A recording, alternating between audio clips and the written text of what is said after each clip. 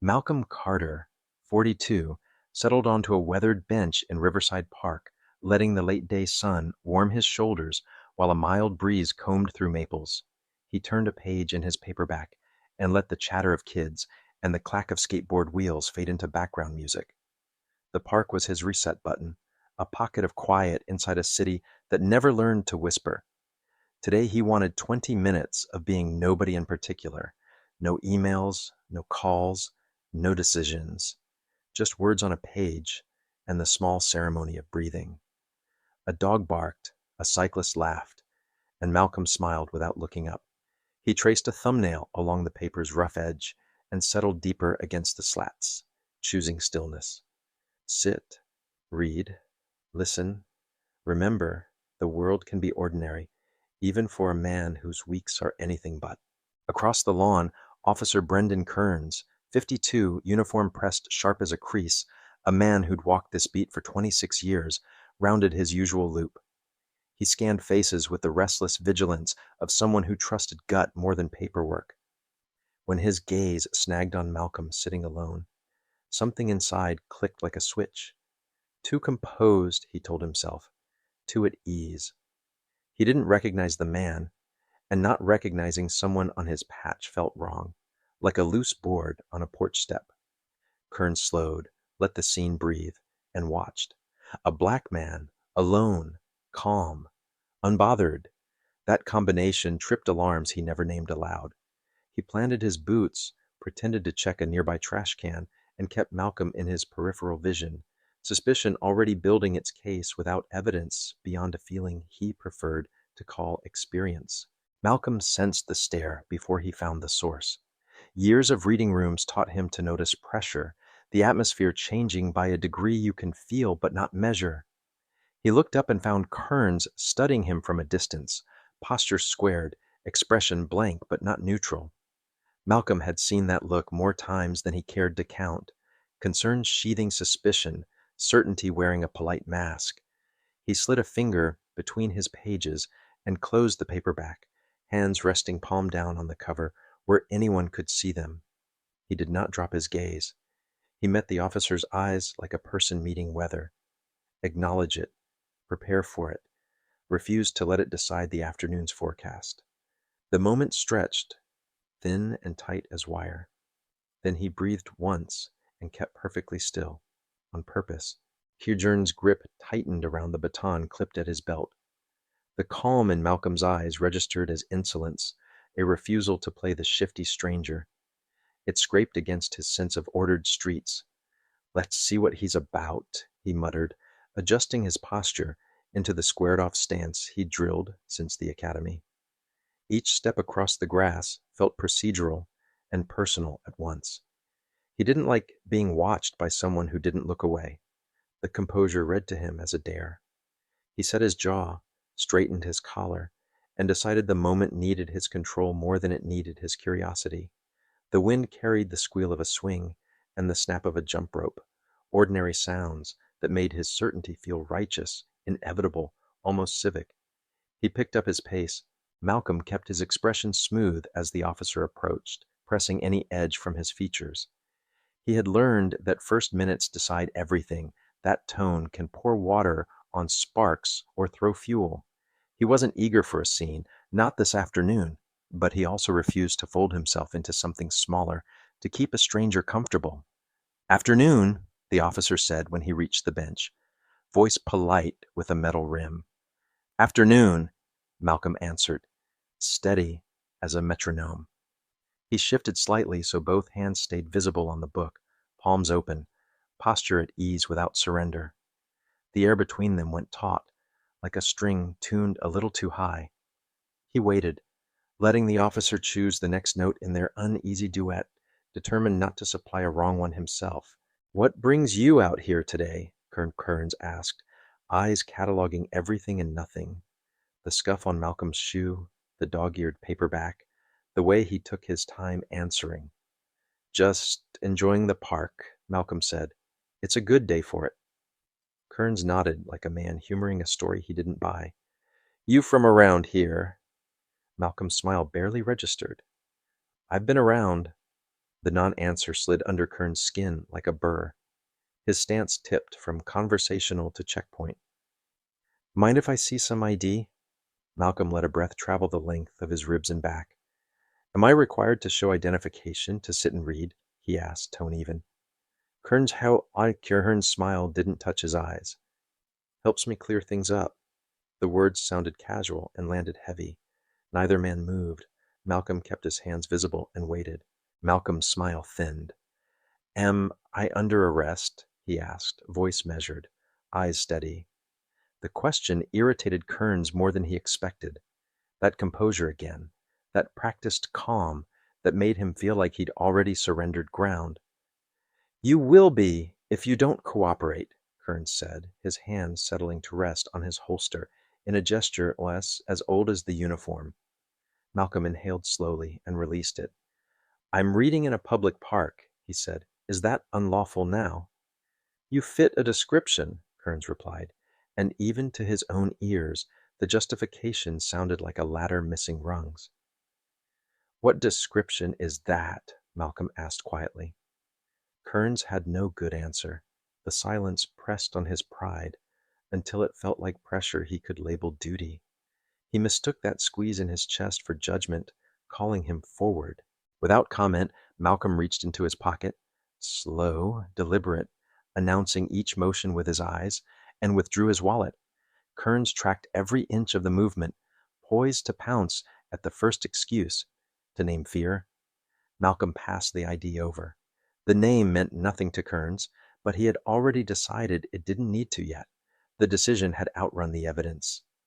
Stand up, Kearns ordered, stepping back half a pace to make room that wasn't really room. Malcolm sighed inwardly, rose unhurriedly, and kept both hands where they could be seen, a quiet insurance policy against escalation.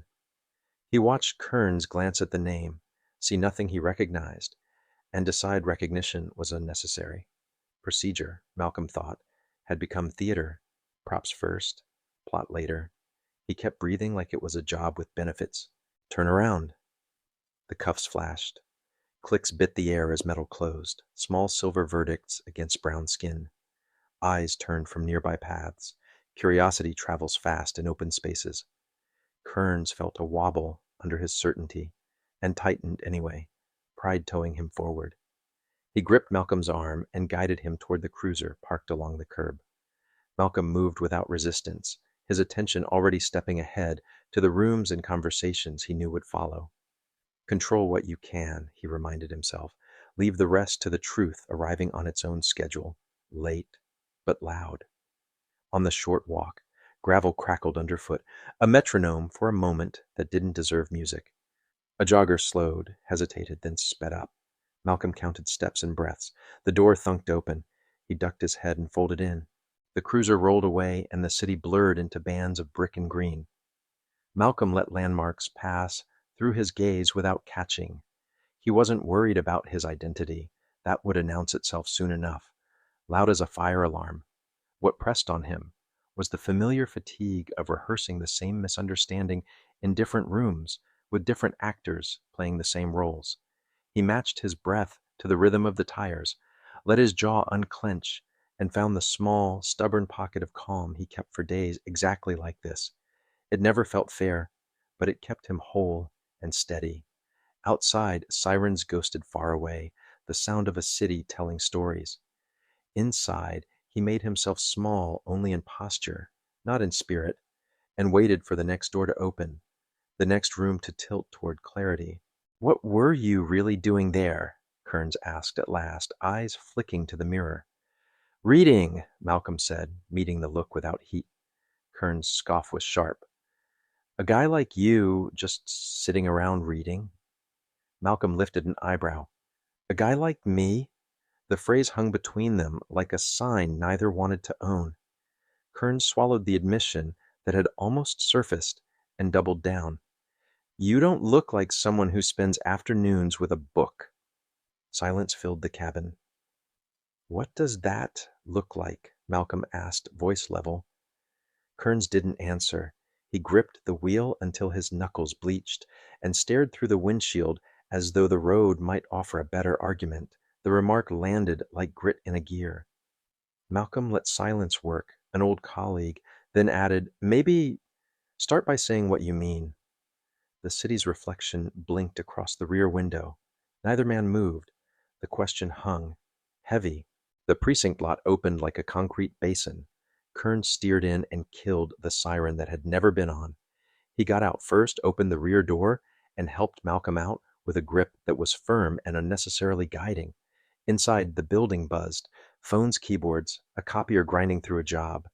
Kearns walked Malcolm past a row of desks to processing. Officer Daniel Cho, early 30s and new enough to still be surprised, looked up. "What's the charge?" he asked, eyes cutting from Kearns to Malcolm and back again. "Suspicious behavior in the park," Kearns said, clipped, and passed the ID like evidence he hoped the computer would bless. Cho's brows pinched, then smoothed. He tapped keys, hesitation flickering, and gone. The cursor blinked. Malcolm stood still, wrists sore, listening to a printer spit paper and phone rings twice. Officer Cho glanced at the screen, then at Malcolm, then back again. As if the cursor might offer instructions, something like recognition passed through his eyes and disappeared. "Captain Ruiz is available," he said, careful and quiet. "You'll want her on this." The phrasing rubbed Kearns the wrong way. He preferred giving directions, not receiving them. "Let's move," he said. Malcolm stood without complaint, wrists sore, gaze level. The corridor smelled like toner and old coffee. On the wall, a bulletin board carried flyers about neighborhood watch meetings and a youth basketball clinic, very civic, very tidy. Kearns walked just behind Malcolm's shoulder, the guide who wasn't guiding, escorting a problem he couldn't quite name. Around them, chatter thinned into watchfulness. Doors breathed. A stapler snapped. "Captain first," Cho repeated from behind the desk, voice gentler than the room's new temperature. Captain Elena Ruiz, 45, precise, allergic to theatrics, looked up from a stack of reports lined like tiles. "Officer Kearns," she said evenly, eyes flicking to Malcolm for one deliberate beat before settling back on him. "What do we have?" Kearns advanced, the choreography of control standing in for cause. "Subject was acting suspicious in Riverside Park," he said, hesitated when asked for identification. Malcolm's mouth twitched, almost a smile that declined the invitation. Ruiz clocked the cuffs, the posture, the heat clinging to the air. "Suspicious how?" she asked. Kearns offered a shrug with its badge on. "Didn't look right. Alone. Too calm." Ruiz felt her jaw set. "Too calm," she repeated, as if testing a cracked step. "And after the ID?" "Escalated," he said, surprising himself with the honesty of that word. "Let's get this straightened out," Ruiz answered, tone turning procedural. Kearns squared his shoulders and gave the version he'd practiced in hallways. Scan, approach, question, request, reluctance, detain. The sentences sounded ironed and stowed, a travel kit for any room. Ruiz let him finish, pen resting perfectly parallel to a page margin.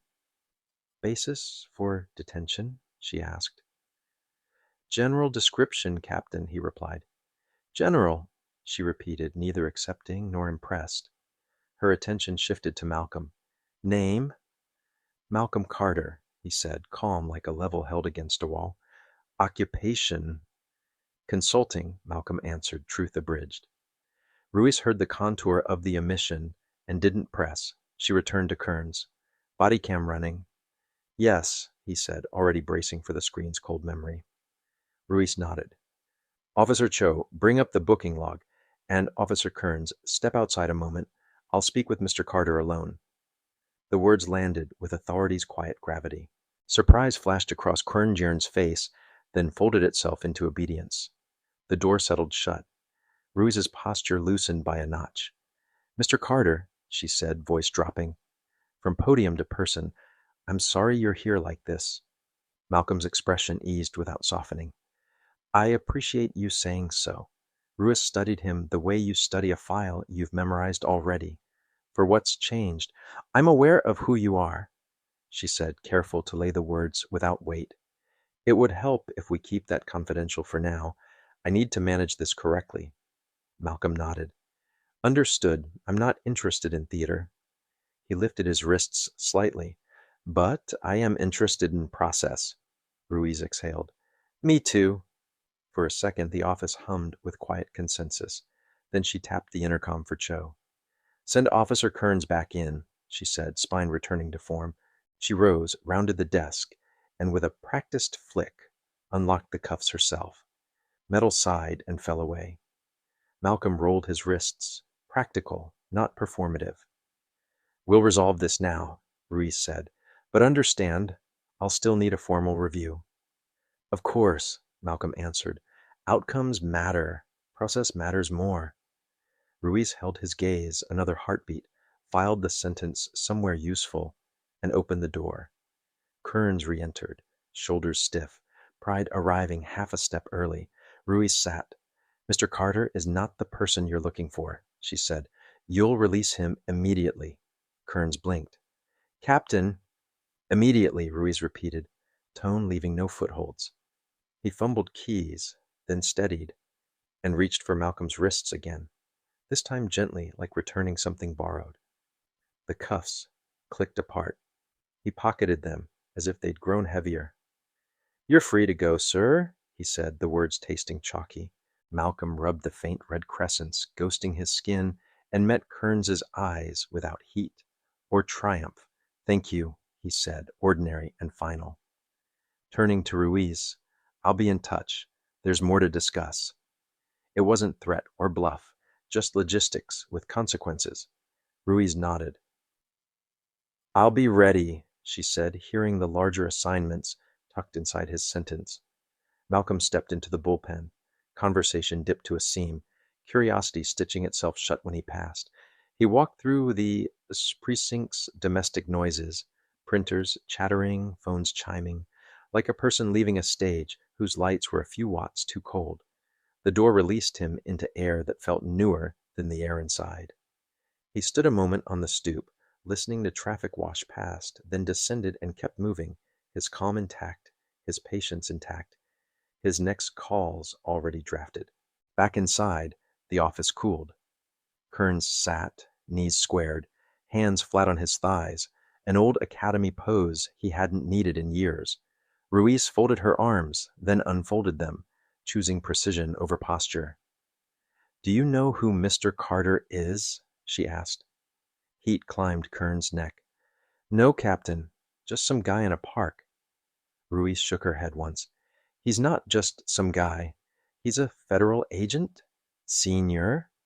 The word settled hard.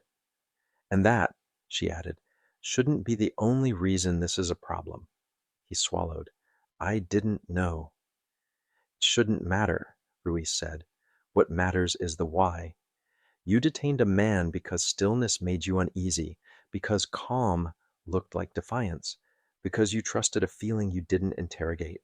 Kearns reached for a defense and immediately wished it sounded like anything but an admission.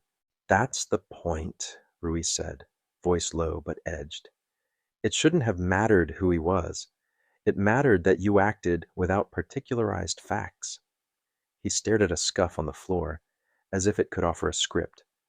What happens now? He asked, the steadiness in his voice stitched from habit, not certainty. Internal Affairs opens a review, Ruiz said. You'll surrender your weapon and badge for the duration. Administrative leave, effective today. He nodded once, a motion that felt more like a fall. You can bring representation. You'll answer questions. You will not editorialize. She slid a form across the desk, the kind that rearranges calendars. Sign, property receipt, acknowledgement of status. He took the pen and found his name with a hand that suddenly weighed more. Go home, she added, and consider why, not what. The word leave echoed through him like an empty hallway. He pictured the ritual he'd repeated for decades, belt on the scuffed bench, holster flattened by habit, the familiar drag at his hip that told him who he was before any introduction. He imagined handing it over while pretending not to feel smaller.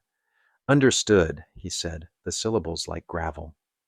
Ruiz's expression softened by a degree. Brendan, she said, mercy embedded, but not coddling, start being honest with yourself. It's the only work that matters now. He stood. The armory clerk greeted him with a formality that hid curiosity badly. The surrender felt weirdly ceremonial. Each item thunked into the tray like punctuation marks. Somewhere down the hall, a copier jammed and then cleared. Papers spit. Keys rattled. He signed without looking at the signature, as if distance might donate courage. The precinct's sounds, usually the music of his competence, turned grainy, voices too bright, footsteps too deliberate, the squeal of a chair wheel like a protest. He walked the corridor, past photos from block parties and food drives, smiling faces fixed in frames that wouldn't acknowledge him. On the steps he paused, as if a few feet of elevation could still confer authority. It couldn't. Evening had begun softening the edges of the city. Sirens burred somewhere else. He finally descended, each tread feeling like a dated certificate. In the lot, he found his car by muscle memory and stared at the steering wheel, a circle asking for direction he didn't possess. He sat. He didn't start the engine. He watched a neighbor kid drop a basketball, chase it, laugh, and catch it again, perfectly on the second bounce. Traffic idled along Main, a string of impatience stitched with horns and brake lights. He replayed the page, the bench, the look he'd translated as a dare because he'd needed the world to fit old grooves. He imagined a conference table, serious faces, a camera's cold eye replaying his certainty as friction. He rubbed the bridge of his nose and caught himself in the rear view. Older, yes, but something else. Brittle around the pride. He finally drove. Red light, turn signal, the city doing its job. He parked 2 blocks from home to avoid the neighbor who always wanted to talk baseball. Inside the hallway, someone's dinner smelled like garlic and forgiveness. He unlocked his door and stepped into a stillness that pressed. He set his keys down. The clink felt accusatory. He stood there longer than made sense. Home greeted him with the stale cool of AC and the hum of an old refrigerator that refused retirement.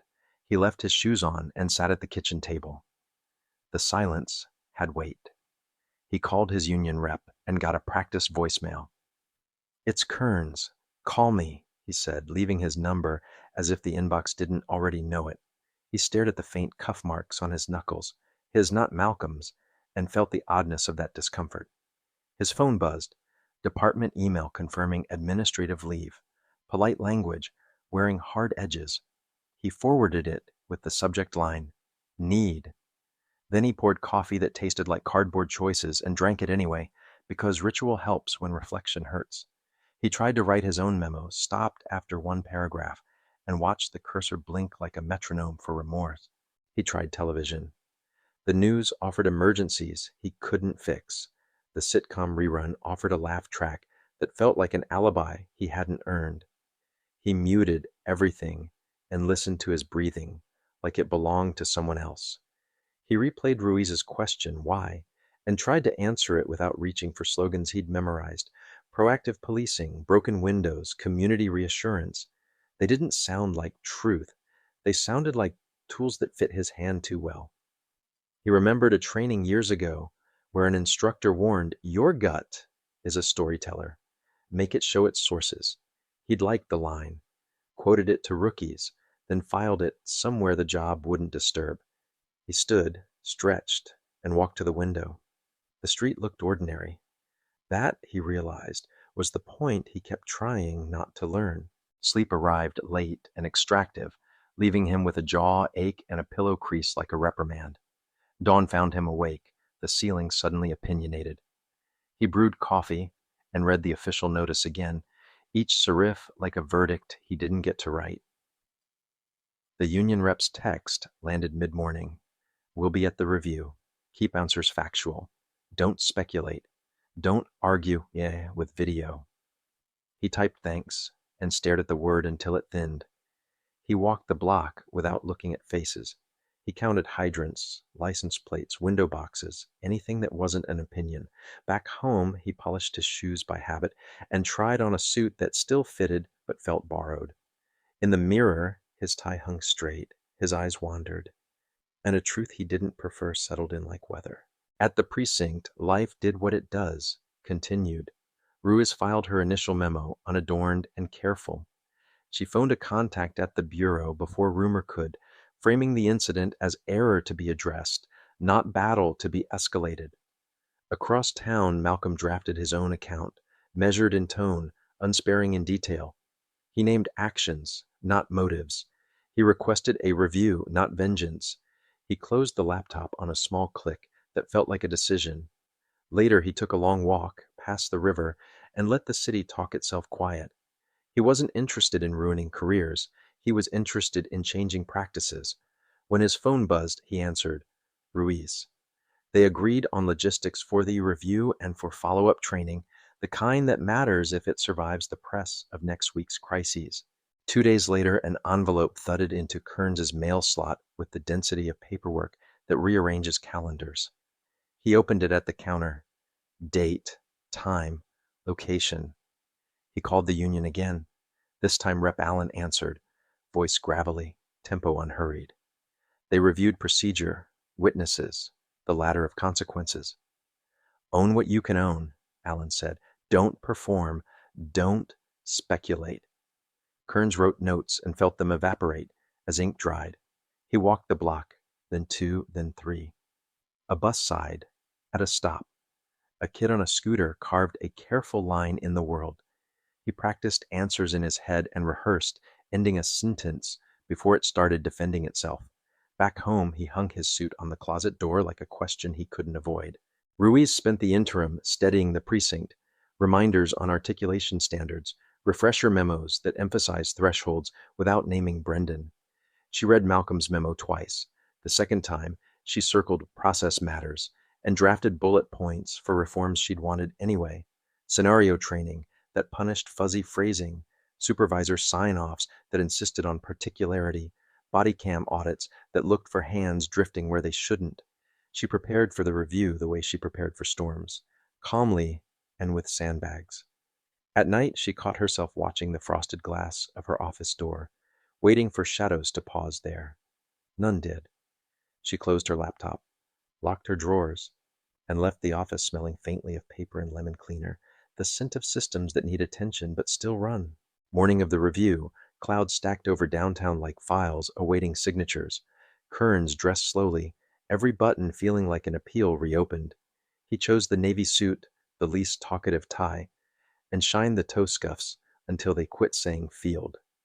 In the mirror, he searched for the instructor who once lectured rookies about de-escalation and found him half-lit. He arrived early because habits keep their own calendars. The corridor outside the conference room held framed photos of former captains. He wondered how many had sat at the long table to measure a colleague against policy. He stood with his back to the wall, palms damp, thoughts loud. The union rep joined him, offered a nod and a quiet, grounding squeeze on the shoulder. Breathe, Allen said. He did, imperfectly. The conference room had the usual architecture, long polished table reflecting discomfort, water carafes sweating, stacked legal pads waiting to be filled and misread. Internal affairs investigators Patel and Morris took seats, Patel's eyes kind, Morris's jaw decisive. Deputy Chief Lang settled near the end, posture neat, elbows forming tidy triangles.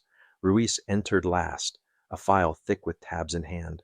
Then Malcolm stepped in, wearing a dark suit that said prepared rather than dramatic. He nodded once to Ruiz, once to Lang, and sat quietly at the far end. No flourish, no glare. The room calibrated around his restraint. Kearns sat opposite Ruiz, union rep at his side. He laced his fingers, unclasped them, and set his palms flat. The air felt like a courtroom without verdicts, only mirrors. Ruiz opened the meeting the way she ran scenes, clear scope, clean sequence. We'll review the incident report, examine the body cam footage, take statements, and determine next steps, she said, voice level, and aimed to the corners. No theater, only track lines. Kearns stared at his hands and remembered the afternoon heat, the weight of the baton under his palm, the electric itch he'd promoted to intuition. He knew the camera would show decisions he'd mistaken for inevitabilities. We're on the record, Ruiz added, letting the sentence settle. Pens lifted, chairs clicked an inch closer. Malcolm folded his hands and looked like patience with boundaries. Deputy Chief Lang nodded, grim but not punitive. The rhythm of procedure caught, steady as a metronome. Everyone knew their parts. Truth would test them. They began with paperwork.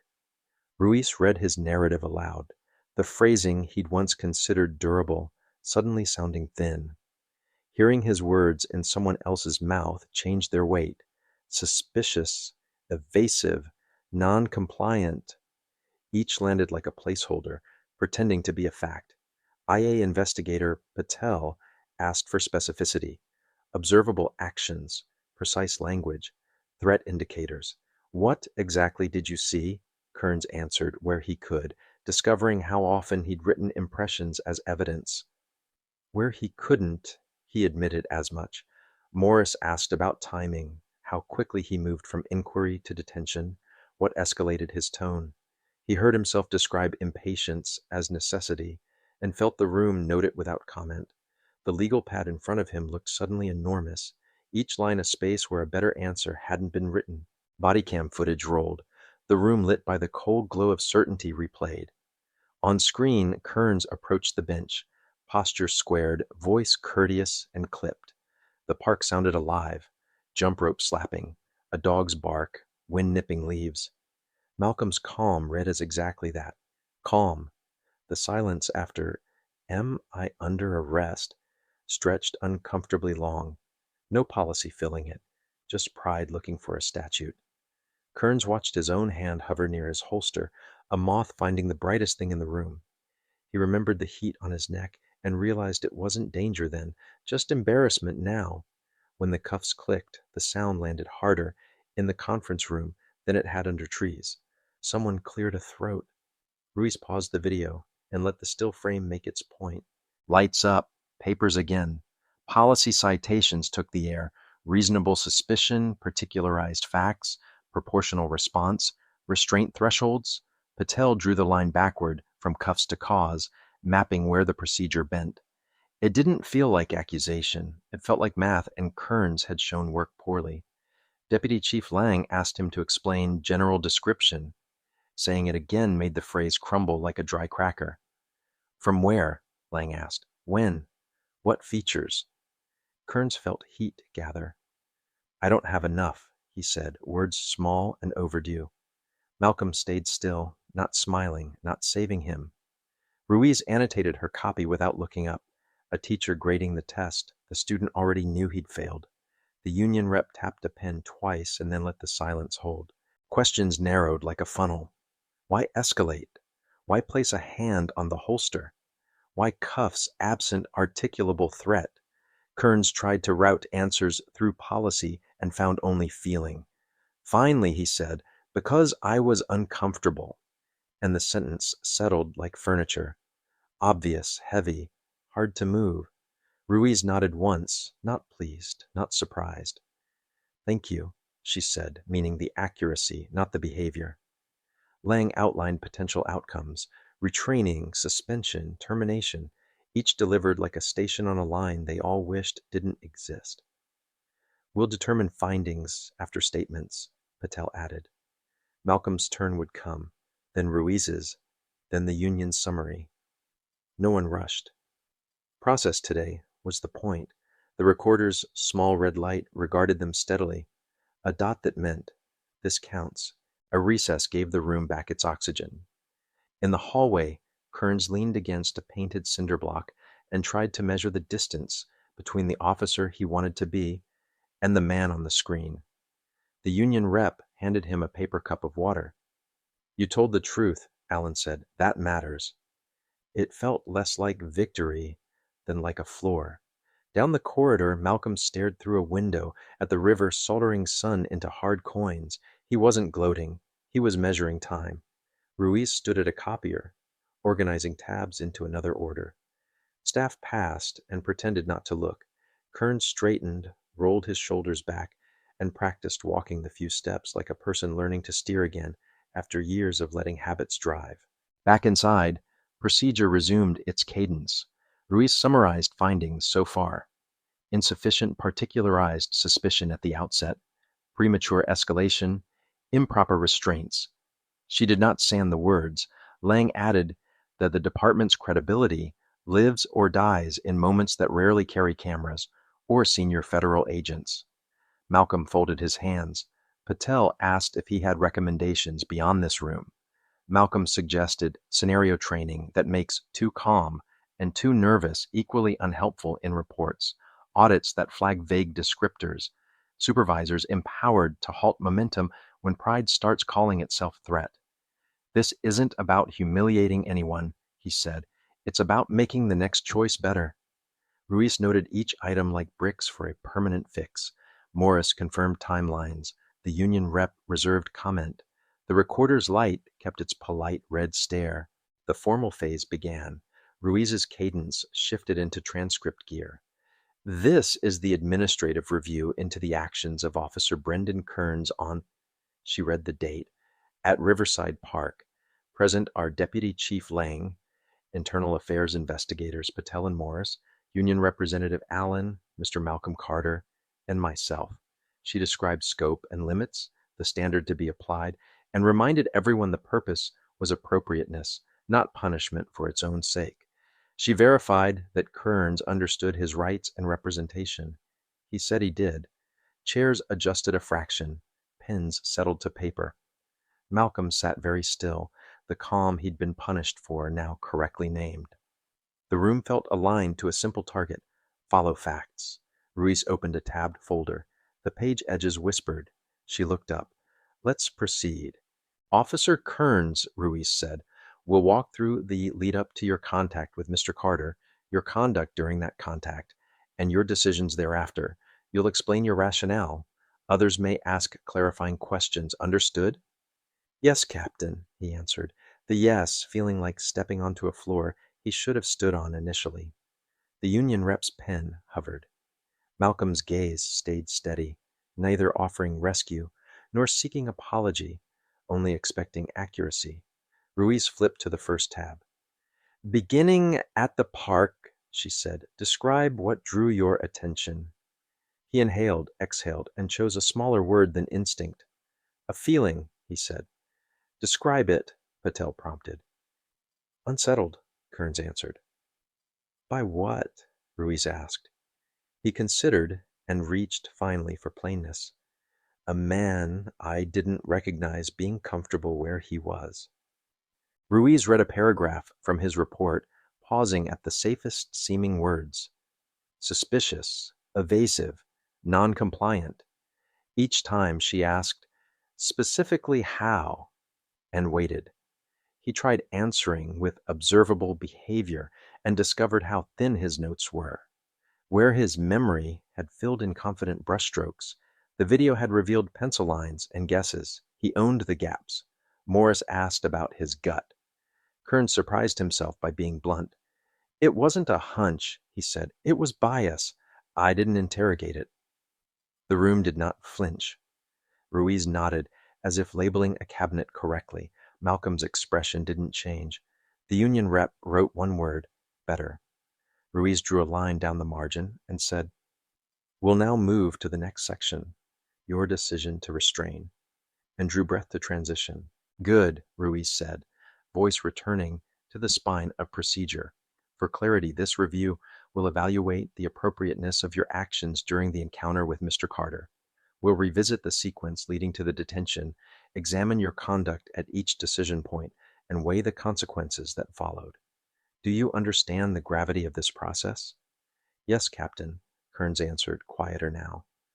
Ruiz nodded once, satisfied not by apology, but by comprehension.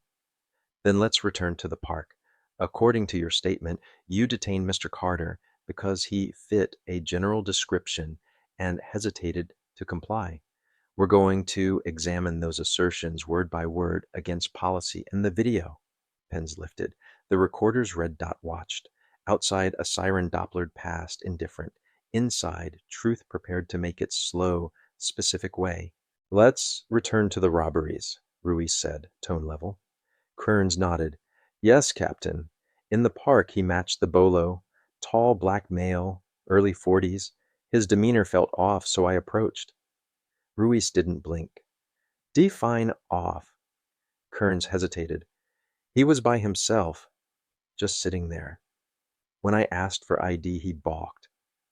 Balked how? She pressed. He didn't hand it over immediately, Kearns answered, hearing the flimsiness even as he spoke. From down the table, Malcolm's voice cut cleanly through the air. I was reading a book, Officer Kearns, not exactly the sprint pattern of a fleeing suspect. Kearns flinched, kept his focus on Ruiz. I was doing my job, protecting the community. Ruiz's pen didn't move. Did you find any contraband or evidence? No, Captain. He was clean. Silence widened, purposeful as a hallway. Internal Affairs leaned in for their turn. IA Investigator Patel spoke first, voice free of theatrics. Officer, did it occur to you Mr. Carter might be telling the truth, that he wasn't your suspect? Kearns exhaled through his nose. I was following protocol. We're trained to assume potential risk until it's ruled out. Morris, the second investigator, angled his head. Protocol is not a synonym for prejudice. Did you consider that your assumptions could be influenced by something other than the bulletin? The question landed where excuses can't breathe. Kearns felt his throat tighten. I didn't intend to profile anyone, he said, volume dipping. I was working the case. Malcolm didn't raise his voice, didn't need to. Intentions don't stop cuffs, he said, calm and exact. Actions do. The room absorbed that distinction like an ink stain, spreading unseen but permanent. Ruiz folded her hands. Officer, your duty is protection and service, not prediction based on comfort levels. The line didn't scold, it calibrated. Kearns met Malcolm's eyes and felt the first spark of defensiveness die under something heavier. He'd worn the badge long enough to recognize when he was wrong. Ruiz cleared her throat, recentering the task. This review isn't only about the encounter, it's about the mindset that delivered you to it. We're responsible for standards, not hunches baptized as training. Kearns' stomach sank. He heard the larger question beneath the file. Are you fit to carry the authority you used? He searched for words that didn't exist yet. I understand, Captain, he managed. I didn't mean He stopped, the sentence collapsing under its own lack of breaks. Ruiz waited. The room waited with her. Her voice softened a notch without surrendering structure. We all make mistakes, officer. What defines us is how we confront and correct them. The quiet that followed wasn't empty. It was instructional. Malcolm raised a hand slightly. May I speak, Captain? Ruiz nodded. Please, Mr. Carter. He stood, 42, steady, presence set to low heat that still warmed the room. He addressed Kearns directly, face serious, not cruel. I recognize the pressure you're under. Pressure can bend judgment, but uncorrected bends become breaks. This can't be brushed off as tempo. We have to change the music. He didn't linger on blame. He named behavior, named impact, named the work after. Kearns listened, chest heavy, pride smaller than regret. He'd believed himself the good cop for decades. The mirror today had less flattering lighting. I'm not here to end anyone's career, Malcolm continued. I'm here to ensure the next officer who meets someone like me takes a beat before filling the silence with certainty. This is a chance to change something real, not just headlines. Ruiz nodded, jaw ticking once in agreement. Noted. Malcolm sat, eyes still on Kearns. No malice, only resolve. Ruiz turned back. Officer Kearns, you'll remain on administrative leave during the remainder of this review. Use the time. Reflect. Be ready to answer precisely, not generally. He nodded, the gesture weak under the weight of consequence. Yes, Captain. Chairs scuffed, notebooks closed. The meeting adjourned itself in low tones and the soft clack of pens. Kearns stayed seated a breath longer, feeling the cold truth of the room settle into the bones that usually held certainty. When he finally stood, the air felt denser. He glanced toward Malcolm. Their eyes met for a moment that contained no accusation, only insistence. Kearns looked away first. The hallway back to Ruiz's office felt narrower than it had that morning. Ruiz returned to her desk, to the stack of reports forming a mosaic of the same afternoon. Each page carried a shard of reality. Together they made a picture he couldn't argue with. She rubbed at the hinge of her jaw and pulled the top witness statement forward. Clear accounts, consistent details. Approach quick, tone sharp. Compliance ignored. The pattern wasn't abstract, it was choreographed. Next, body cam. Ruiz had watched it enough times to know where the sound of cuffs stole oxygen from the room. She cued it anyway. Repetition clarified. It didn't comfort. A knock. Detective Sam Harper, her second on this, stepped in with another folder and the look of a man who'd rather deliver better news. Final witness interviews, he said, and I set Mr. Carter for this afternoon. Ruiz accepted the file. How's it look? Harper raked a hand through graying hair. Not great, Captain. Accounts are aligned, and the footage doesn't contradict them. Ruiz let the exhale be small. We'll bring Kearns in for a second round. Harper nodded and slid into a chair, scanning his notes. Ruiz opened the new statements. Same sunlight, same bench, same escalation. The uniformity wasn't comforting, it was convicting. Hours bled into the page edges. The precinct's hum rolled on. Phones, printers, somebody cursing a paper jam, while she lined facts up like bricks she intended to build with, not just stack. Another knock. Harper ushered Kearns in. He looked gray at the edges, sleep hanging on him like a badly ironed shirt. Ruiz kept her voice even. We're going to re-walk the sequence. This is your chance to be exact, not vague. Understood, he said thinly. Harper started. What was in your head when you first saw Mr. Carter? Kearns searched for words and mostly found reflex. He fit the suspect's approximate description. It was high pressure. I acted quickly. What made you confident he was your guy? Harper pressed. Height, build, age. He seemed like he wanted to hide something. Ruiz watched him try to retrofit certainty onto a hunch. The statements and camera show cooperation. They show explanation you didn't process, she said. He shifted, as if the chair had turned less forgiving. He was stalling, Kearns said, grasping for purchase. I followed training. Ruiz's eyebrows lifted half an inch.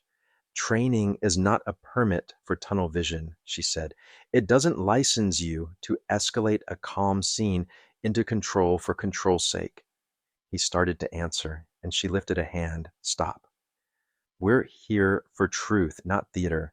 The evidence indicates your assumptions outpaced your facts. That's not policing. That's projection. Silence pressed in. Finally, he said, almost to the tabletop, I didn't intend harm. Ruiz shook her head once. Intent doesn't erase impact. It informs remediation at best. A knock interrupted. Harper opened the door to Malcolm, calm as an evening river. Ruiz stood, shook his hand. Mr. Carter, thanks for returning. Kearns stared at the grain in the desk, suddenly fascinated by patterns he'd never noticed. Mr. Carter, Harper said, walk us through the encounter from your point of view. Malcolm sat, posture neutral. I had the day off. I was reading. Officer Kearns approached hot, demanded ID, framed me as pre-guilty. I told him there was a mistake, identified my profession.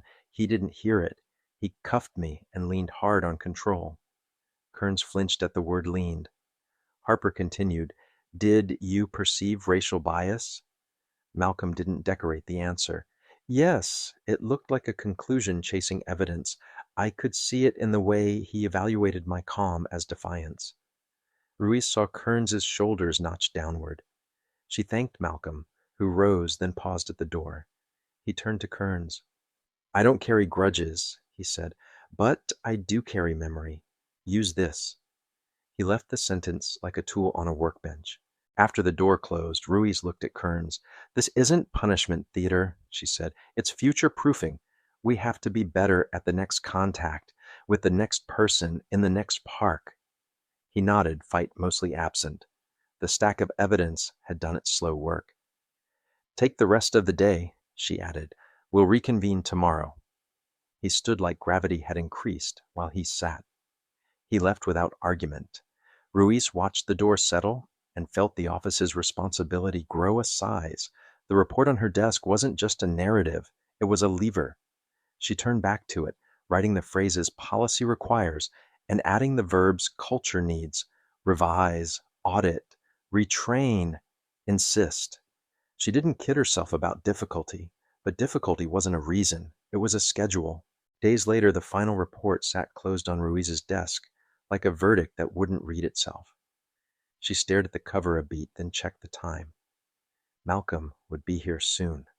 The conversation mattered, not just for Kearns, but for the building that wore their city's trust on its shoulders. A soft knock. Malcolm entered, calm as ever. Ruiz stood. "Thank you for coming." He nodded. "I assume the review's done." "It is," Ruiz said. "Given the evidence, the statements, the video, the interviews, the decision is termination." Malcolm accepted that without glee. "I appreciate the thoroughness. Do you believe this will change behavior or just optics?" Ruiz chose carefully. "It's a step, not a solution. It signals standards. But I know we need deeper work than a single personnel action can deliver." "You're right," Malcolm said. "Systems teach behavior.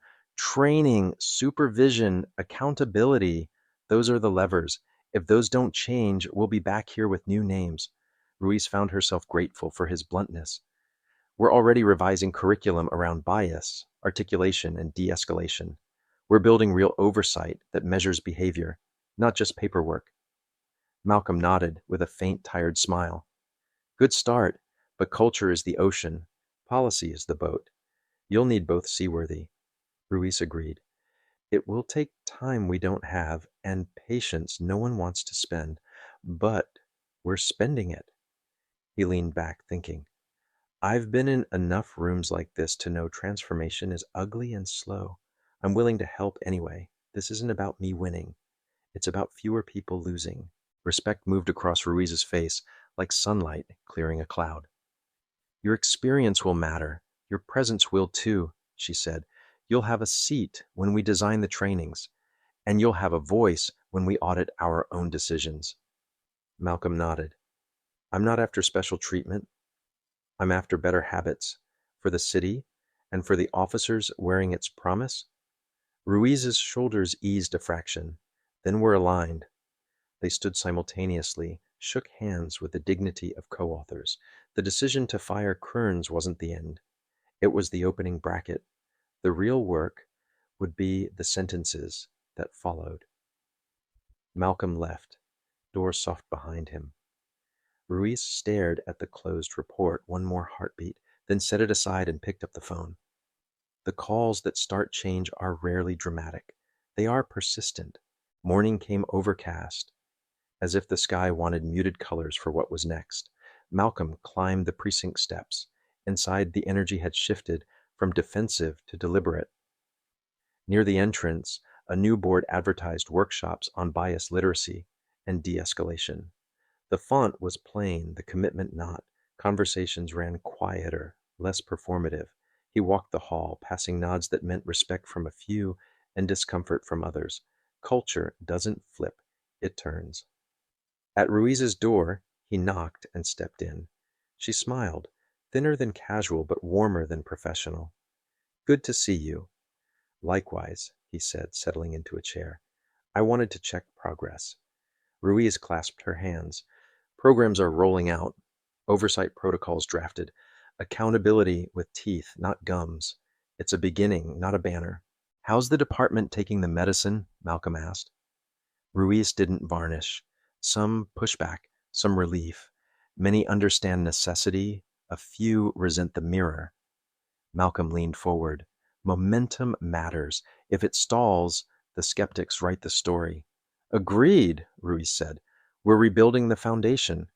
Equity and respect as load-bearing walls, not decorations." The door opened. Brendan Kearns stepped in, civvies on, cardboard box in his arms. His face looked older than last week by a season. "Captain," he said, voice thin. "Brian," she answered out of habit, then corrected. "Brendan." He kept his gaze off Malcolm until he couldn't. "Mr. Carter," he said, "I didn't want this. I never intended—" "It isn't about intent," Malcolm answered, even as his tone stayed gentle. "It's about outcomes. We measure those." Kearns absorbed that, nodding as if each syllable had edges. I don't know how to fix it, he said, honest and a little lost. Start by naming it, Malcolm replied. We all carry bias. The only way through is to catch it before it pilots the car. That's work, not shame. Kearns's shoulders dipped, lighter by a ghost weight. He turned to Ruiz. So this is it. Her expression softened around the eyes. It doesn't have to be the last sentence, Brendan. You can choose the next paragraph. Growth or grievance, that part is yours. He stood there, sorting futures that hadn't formed yet. I'll think about it, he said, which today counted as forward. Good luck, Captain. Mr. Carter. He left. The door's click landed like a small ceremony ending. They watched the space he'd vacated as if the air might keep his outline. You think he'll be okay? Malcolm asked. Ruiz leaned back, gazed toward a middle distance where leaders do their math. I hope so, but his path left this office with him. She exhaled, then sat forward again. Ours stayed. Malcolm nodded. And there's plenty of ours. Silence settled companionably. He rose and extended a hand. Thanks for staying with the hard parts, he said. Ruiz shook it, grip firm, gratitude plain. Thank you for refusing to let hard parts be the last parts. Malcolm left the office and walked the corridor like a closing loop. Eyes followed, some curious, some changed, some undecided. He didn't flinch. Culture takes repetition. He stepped outside into air that felt marginally cleaner. Or maybe he did. On the steps he paused. The city breathed in buses and pigeons, and a siren somewhere he didn't need to chase. He felt resolve take up residence again, familiar and not exhausting today. The long fight, yes, but also long hope. He moved down the stairs, already threading the next tasks, curriculum drafts, scenario lists, audit rubrics that catch vague language before it hardens into harm. Behind him, the precinct carried on, phones, reports, coordination. Inside, Ruiz started her next call, drawing a line from policy to practice. In a week, there would be training rooms filled with chairs and skepticism. In a month, a small spreadsheet might show fewer bad stops. That's how change introduces itself, through the math of better patterns. Malcolm hit the sidewalk and let his pace set the metronome. By afternoon, he was in a conference room across town, sketching modules with a training team that mixed veterans and fresh eyes. We'll stress articulation, he said, writing it big, and make too calm and too nervous equally useless as justification. He outlined drills where officers must narrate decisions in real time while peers challenge their leaps. Bias interrupts are built in. Another voice must ask, what fact, not feeling, is that based on? He added an audit column titled Pattern Watch. If reports lean on adjectives, flags go up. The team nodded, uncertain but engaged. After, he stepped into the hall and texted Ruiz, sending drafts by Friday. She replied fast, I'll clear room on the calendar. Outside, clouds split just enough for light to find the river. A small sign, maybe, or just weather. Either way, forward. Back at the precinct, Ruiz gathered sergeants for a short, unsentimental briefing. New reporting standards go live next month. Supervisors will reject vague language. Body cam audits will focus on moment of escalation choices and holster proximity. A sergeant raised a hand. Captain, this feels like mistrust. Ruiz shook her head. It is structure. We owe our community clarity and ourselves protection from our own shortcuts. She didn't promise easy. She promised better. After, she walked the floor, stopping at 3 desks to ask officers what would help training land. She wrote down their answers, not out of performative listening, but to design with reality, not around it. In her office, she opened Malcolm's first module draft and found what she hoped for: rigor without humiliation. She circled 2 ideas, starred a third, and typed invite, co-facilitation. Melodrama didn't announce the next review date. Outlook did. Kearns received the calendar hold for his final administrative meeting, the one that would formalize paperwork already decided. He ironed a shirt he wouldn't wear again to roll call, sat on his couch, and reread the union email, that explained benefits and next steps. He put the phone down and stared at a wall he'd never bothered to decorate. After a while, he drove to a community center, parked, and didn't go in. He watched a youth basketball practice through the window. Chaos, laughter, correction without cruelty. A coach clapped and pointed and made eye contact with a kid who just missed badly. Grin first, instruction second. Kearns sat with the ache of a truth that felt late but honest. Authority is most itself when it's most careful. He went home and wrote 3 sentences on a legal pad. I was wrong. Bias steered me. I can change this. He didn't know what changing looked like yet, but he wanted a record that he'd chosen the direction. The next morning, he boxed the last of his locker. Photos, a coin from a joint task force. The dented thermos that had outlived 2 patrol cars. At the precinct, he signed forms with hands that didn't shake this time. Allen, his union rep, shook his hand longer than necessary. You know where to find me, Allen said, for the legal stuff and the human stuff. Kearns nodded. I appreciate it.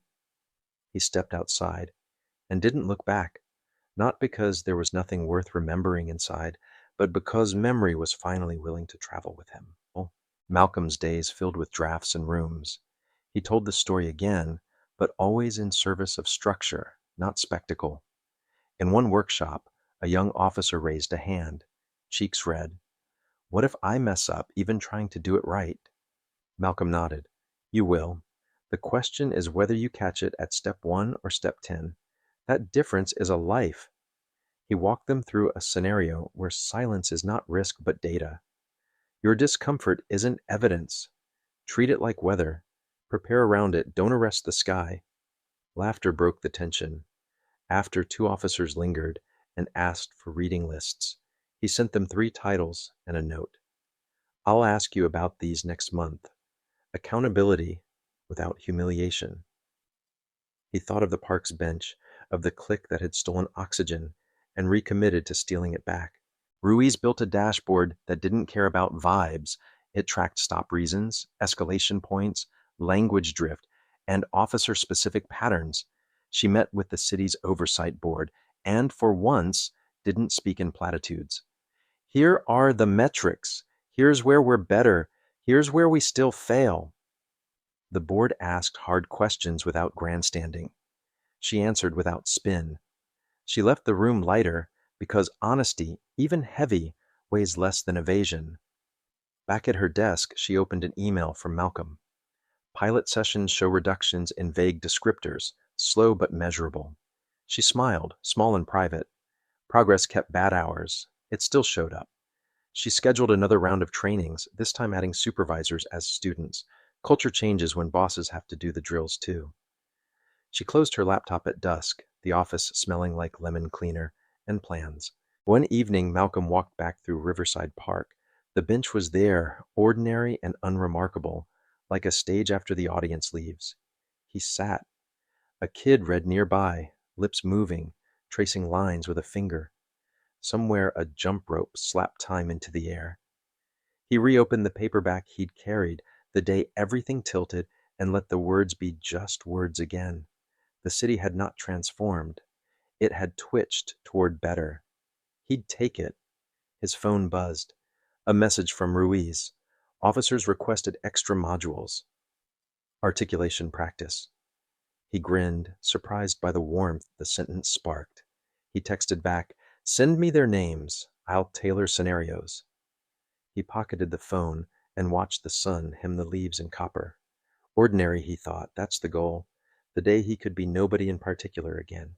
Weeks later, a memo circulated formalizing changes, tightened stop report requirements, randomized camera audits, supervisory sign-offs for detentions absent clear, articulable facts. It lacked flourish and read like the kind of boredom that saves lives. At roll call, and a sergeant briefed the squad. One officer grumbled until another said, "This keeps us clean." The room reset. Across town, Malcolm guest lectured at the academy. He had the recruits narrate a mock stop in pairs, one as officer, one as conscience. Laughter mixed with discomfort. He let both stay. "You don't outrun bias," he said. "You outwork it." He walked out to a parking lot that smelled like summer and hot asphalt and thought, this is how big things change, through drafts and drills and 1,000 small refusals to lie about what we feel. On the morning of his final meeting, Kearns arrived early. Suit pressed, face a little clearer, he signed what needed signing. Ruiz met him in a small room, no audience. This acknowledges your separation, she said, voice free of thorns. He nodded. Captain Elena, he corrected himself, then continued. I'm going to apply to a community mediation program. Maybe volunteer with the youth league by my place. Ruiz's face softened. That sounds like work that matters. He hesitated. Would it be inappropriate to ask for a neutral letter, dates, assignments, nothing evaluative? I can provide that, she said. No adjectives. He laughed once, surprised by it. No adjectives, he echoed. They shook hands. He left lighter, not because loss had become gain, but because direction had replaced drift. Outside, the city opened like a map he could read again. Malcolm and Ruiz co-taught their first joint session. He opened with the bench story, stripped to essential beats. Ruiz followed with policy and failure modes. Then they ran a drill. A plainclothes instructor sat reading.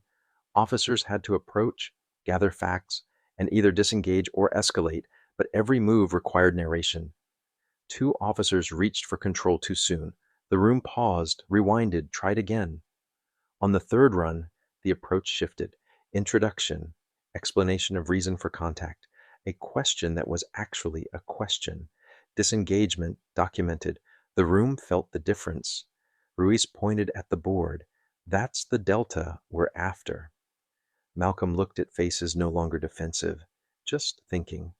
After class, an officer said quietly, I messed this up last year. I won't again. Malcolm nodded. That's the job.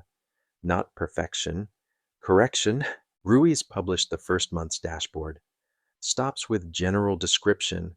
Rationales dropped. Articulation improved. Holster touches at low-threat encounters declined. Complaints dipped modestly. She didn't claim victory. She circled the stubborn metrics and invited critics in to sharpen the next pass. In a staff meeting, she said, if this plateaus, we push. If it regresses, we own it. This is not window dressing. The room held. Later, she walked past the bulletin board filled with flyers for the new workshops and paused at a handwritten note. Thank you for treating training like skill, not punishment. She took a photo and sent it to Malcolm with a caption, evidence. He replied with a thumbs up and 3 words, keep the standard. She smiled, set her phone down, and opened another spreadsheet. Kearns showed up to the community center with a volunteer badge and the uneasy energy of a man starting over. He learned names, he rebounded balls, he drove 100 small kids to their weak hands and clapped for brave attempts. When a teenager asked if he'd been a cop, he told the truth and didn't curate it. Messed up a big one, he said, trying to do better where I am. The kid nodded, satisfied by the plainness. In the evening, Kearns sat in the bleachers and watched a coach correct with gentleness that wasn't soft. Authority, he realized again, can be firm and kind at the same time. He wrote that down in a notebook he kept now, a habit he wished he'd started years ago. He went home and slept like a man who'd picked a lane. Malcolm met with a small group of community leaders, pastors, organizers, a school principal, inside a church basement that smelled faintly of coffee and hope. He briefed them on reforms and asked for feedback with specificity. Where are the gaps we're not seeing? An elder spoke. We need youth voices in your trainings. Let them tell you how uniforms feel from across the street. Malcolm wrote it down and underlined it. Done. Another organizer asked about consequences when patterns reappear. Transparency, he said. Dashboards will be public. We'll show where we fail. He left the meeting reminded that accountability without community is choreography. He texted Ruiz, add youth panel to modules? She answered, yes. And snacks. He grinned, because snacks matter more than memos when you want people to return. The second month's training included the youth panel. Teenagers spoke plainly about being read as trouble for existing in groups larger than 2. An officer asked, what would have helped? A girl in a varsity jacket said, If you started with your name and why you're talking to us, not what are you doing, but here's what I'm seeing. Can we talk? Ruiz wrote it verbatim on the board. Script starters aren't weakness, she said. They're professionalism. Malcolm watched posture soften in the room. Shoulders drop. Pens start moving. After he thanked the panel and handed out those snacks, laughter chased awkwardness away. Outside, the panelists lingered to trade memes with officers. That, Malcolm thought, is not reform. That's relationship. You need both. He packed up, the bench never far from his mind. A journalist requested an interview. Ruiz declined the profile and offered the data. We're not branding, she said. We're building. The story ran anyway, blessedly boring. Charts, percentages, quotes that didn't sparkle but held. In the comments, the usual arguments wrestled, but buried mid-thread was a note from someone who'd been stopped in the pilot month. The officer explained the reason and ended it fast. Felt different. Ruiz forwarded it to the team with one line. Keep doing that. Malcolm read it on a bus, half smiled, and returned to marking up a lesson plan. He added a new exercise. Explain your stop to a civilian advisor and revise until it reads like respect. He sent the draft to Ruiz, who replied in 60 seconds, put that first. He moved it up, no pride attached. Kearns attended a mediation training in a room with folding chairs and fluorescent lights that made everyone honest. The facilitator had them practice listening without crafting a response. It felt like holding his breath at first, then it felt like learning how to breathe again. In a breakout, he paired with a woman who'd had a brother roughed up years ago.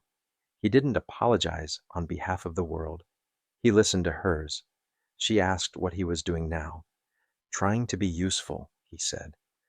Not sure I am yet. She shrugged. You showed up. That's step one most folks skip.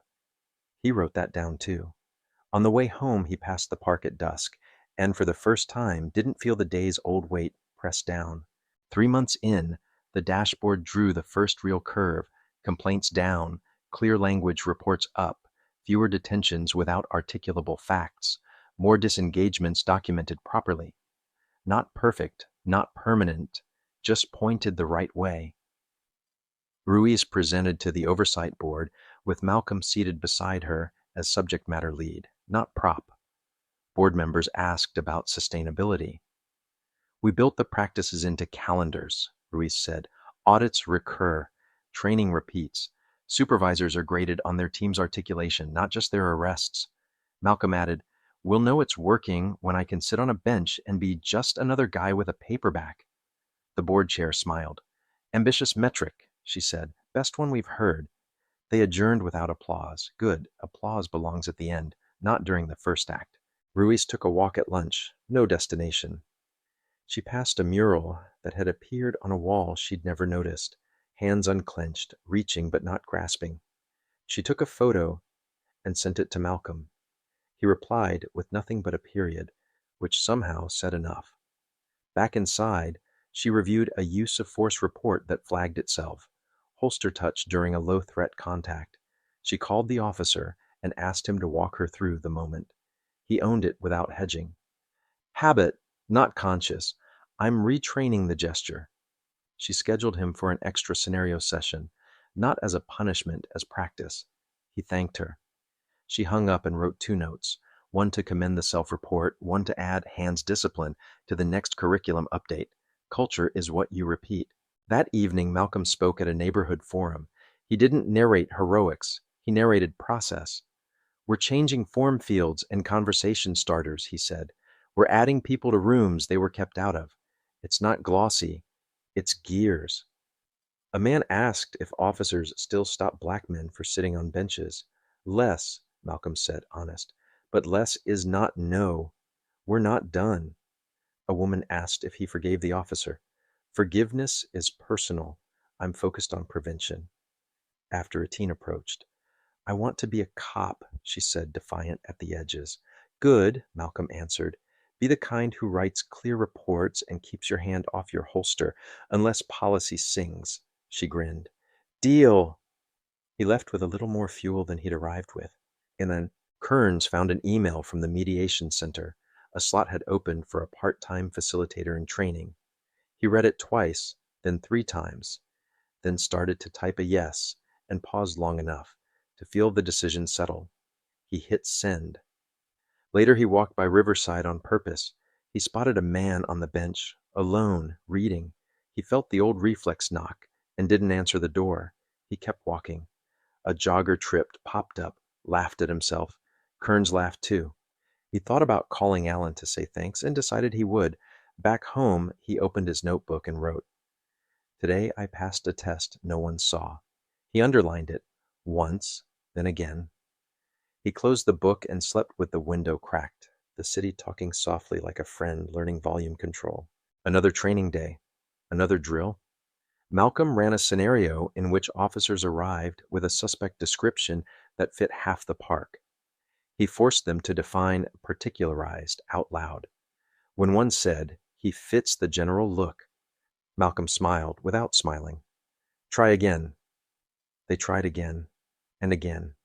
By the 4th attempt, the sentence sounded like policy. The subject matches the bolo's distinctive scar on the left cheek and the blue windbreaker with a torn pocket. "Now we're talking," Malcolm said. He looked at Ruiz, who was writing distinctive in block letters on the board. After, she told the class, "If your report reads like a vibe, your supervisor will send it back until it reads like facts." Groans turned into acceptance. Professionalism feels like friction at first, then it feels like guardrails. In the afternoon, Ruiz updated the mayor in a brief utilitarian meeting. She did not bring a slideshow. She brought printouts. "We're bending the curve," she said. "Not enough to declare success, enough to justify patience." The mayor, to her credit, asked what resources would help most. "Time-insulated training blocks," Ruiz said, "and data staff to maintain the dashboard without sacrificing patrol." She got a tentative yes. Outside, she and Malcolm split a street pretzel and joked about how reforms should come with better snacks. Humor returned like an old colleague. Across the street, a school let out. Kids spilled into the afternoon like confetti that cleans up after itself. "That's the constituency," Malcolm said. Ruiz nodded. "And the supervisors?" He laughed. "Fair." They finished the pretzel. The city kept moving, stubborn and possible. Malcolm stopped by the precinct one last time that week, not for drama, for logistics. He dropped off revised worksheets and a thumb drive with recorded scenarios. On the way out, an officer he didn't know said, "Sir, thanks for how you ran that drill. It made me rethink last Tuesday." "That's the point," Malcolm said. He didn't ask for details. He didn't need them. Outside, he paused under the eave as a quick rain passed. He thought of the first afternoon, the bench, the stair, the cuffs, the window of a cruiser turning the park into a smear. He let the memory be what it was, and also what it had become. Origin, not destination. The rain stopped. He stepped into a brighter version of the same day, which is as close to redemption as cities get. Near sundown, Kearns returned to the gym, this time to coach a scrimmage. He blew a whistle he barely needed, called out picks, praised good passes. When a kid argued a foul, he smiled and said, "Explain it," and listened. On the walk home, he passed the park again. A man was on the bench, older, gray at the temples, flipping pages. Kearns kept walking, not as avoidance, but as understanding. He had, for once, exactly the right amount of authority, none. At home, he opened his notebook and wrote, "Today, I didn't mistake my discomfort for danger." He added, "Tomorrow, again."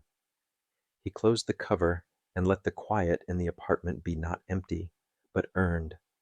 Outside, the city's ordinary noise stitched everything together. Inside, his breathing matched it, unforced. The next morning broke cool and clean. Malcolm climbed those precinct steps one more time, dropped off a final set of materials, and stepped back into a day that didn't require explaining himself to anyone. He walked the extra block to Riverside and sat on the old bench. He opened a paperback and let the pages lift and fall. A patrol car rolled past without pausing. Two officers chatted about dinner plans, not about him. He smiled, small and unbroadcast. He had work to do tomorrow and the day after that. Modules, audits, meetings that turned gears. But this moment, this unremarkable, nobody in particular minute, was the metric he'd promised the oversight board. He turned a page. The city kept breathing. Somewhere, a jump rope set the rhythm.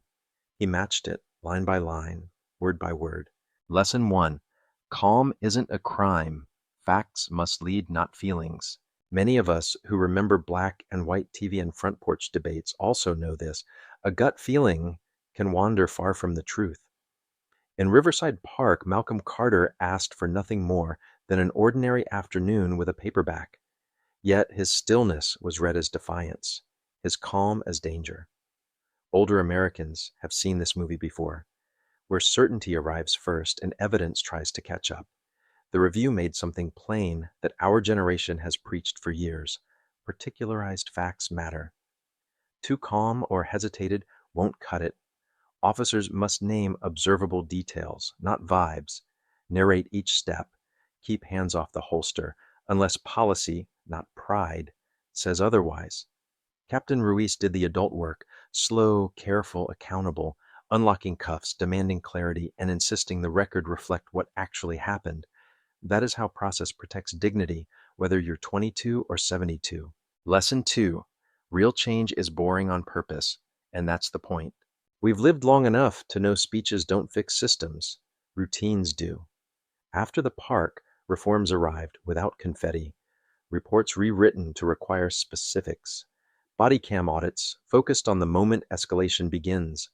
Supervisors sending back adjectives until sentences name facts. Training drills where officers narrate decisions while a partner asks, what fact, not feeling, supports that? Youth panels added the community's voice. Dashboards tracked holster touches and vague stops. Promotions began to reward articulation and restraint. Even Officer Kearns, stripped of the badge, chose a harder road, owning bias, learning to listen, serving kids in a gym where authority is firm and kind. The best scene isn't cinematic. A patrol car rolls past Malcolm on that same bench and keeps going. No headline, no siren, just the ordinary returning to an American park. For those of us all counting grandchildren and anniversaries, that quiet moment is the metric that matters. Friends, after walking with Malcolm, Captain Ruiz, and Officer Kearns, I'd love your wisdom. In your town, what single change would most reduce bad stops? Stricter report standards, stronger supervision, more community voices in training, or something we missed? Have you ever been judged by a feeling instead of a fact? What did it cost and what corrected it? Share your story below so others can learn from it. If this conversation added value, please like, comment, and subscribe to my YouTube channel and tap the bell so you won't miss the next practical lesson and we can keep building safer, fairer habits together.